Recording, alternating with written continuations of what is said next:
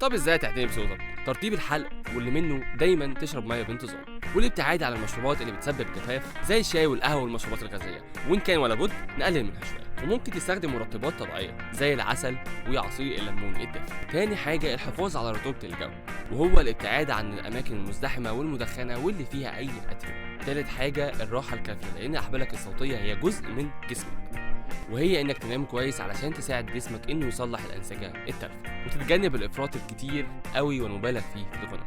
ولازم تعمل تدفئه للصوت بشكل صحيح، وده ناقشناه في تمارين قبل كده، وهي اجراء عمليات الاحماء، وعملنا ده في فيديوهات قبل كده. هحط لك اللينك بتاعه في اول كومنت. وتجنب الصراخ والهمس علشان الاتنين بيضغطوا على الاحبال الصوتيه، وتتجنب التدخين لانه بيأثر بالسلب بشكل عام على جوده الصوت، وتتجنب الأطعمة اللي بتسبب حساسية وتهيج للأحبال الصوتية والحنجرة. ولو تقدر تعمل فحوصات دورية يكون كويس جدا، عشان دي هتساعدك تكتشف أي مشاكل.